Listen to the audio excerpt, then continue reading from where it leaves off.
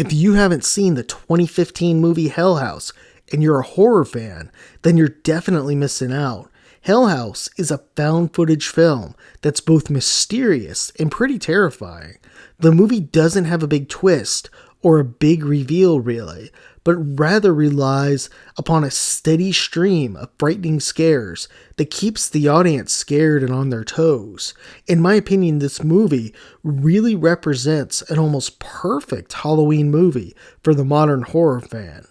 In the film, which is presented as a found footage documentary, the first 20 minutes we're introduced to a variety of characters discussing these events of October 8th at a local haunted house known as Hell House. Chaos ensued with some sort of malfunction occurring on opening night. 15 people were killed, but no one really knows what happened, and there's some odd reports of strange activity. In the movie, a producer is putting together a documentary, and soon we see one of the 5 members of the group that put on the show, that put on the house, Sarah, show up and start to tell the story of the group's experience in the house. It's a bit odd because Sarah has been missing ever since those nights. Sarah's got a bag of tapes as the group documented everything around setting up the haunted house. The producer's thrilled, and Sarah begins retelling the story based on Sarah's tapes. From the tapes, we soon see a group of 5 traveling toward their next project. They're a small company that runs haunted houses, and they just purchased this small hotel in Abaddon, which is located just outside New York City. The group arrives and begins fixing up the house, not really knowing the history of it or why it got shut down. Soon, strange activity begins happening in the old hotel. It keeps escalating with several pretty scary scenes. All this leads to the opening night of the haunted house. As the guests come in, based on the introduction, we know that something terrible happens, but we don't know the how or the why. And the ending of the movie really ties everything together nicely. In general, there's several scenes in this movie that I thought were excellent and make this such a great Halloween movie. The first was the scene where Paul spots one of the dummy clowns moving around. The clown is just downright creepy, and Paul just thinks it's one of the group playing a prank.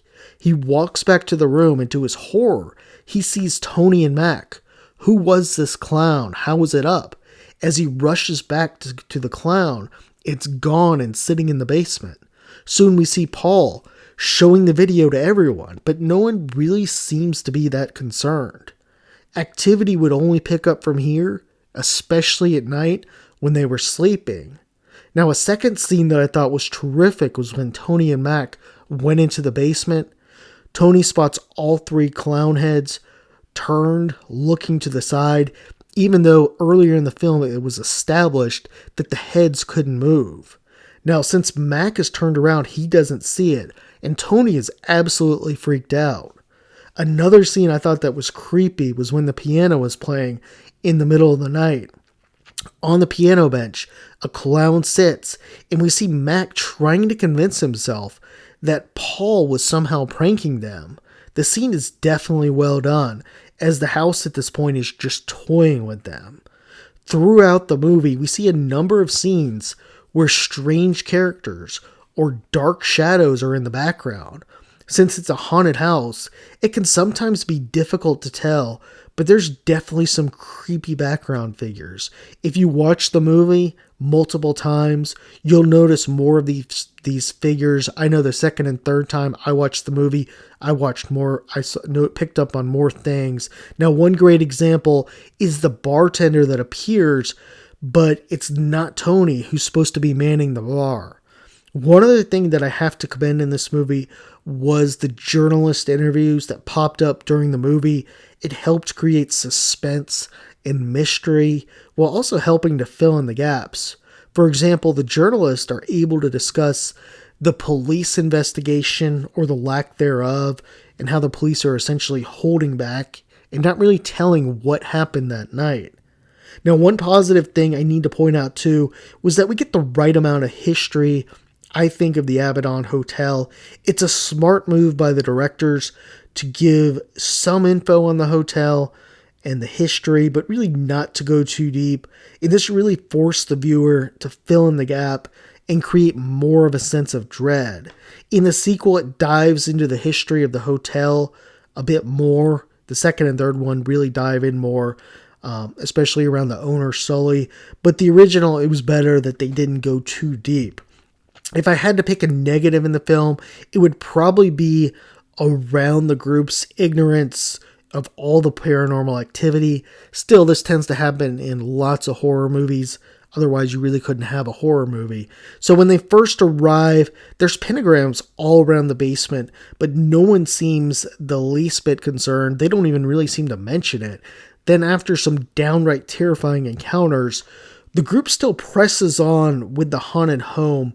In the movie, they present the fact Alex is in financial trouble and they really can't afford to walk away.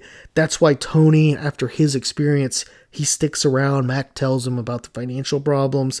Still, though, I think after some of the stuff that happened, especially since it was documented and videotaped, most of the crew would have left. I know in the third movie that when some people got freaked out, one of the girls left, one of the woman actresses, and then another woman actress who got freaked out. They had to Russ had to double her pay. So I just think that even though these people are committed to Alex and Hell House, I think a lot of these, a couple of these people would have left. They would have been scared. I know I would have personally. Regardless though, make no mistake, this was an excellent movie, especially for Halloween. The setting is perfect, and this is one I would definitely recommend checking out.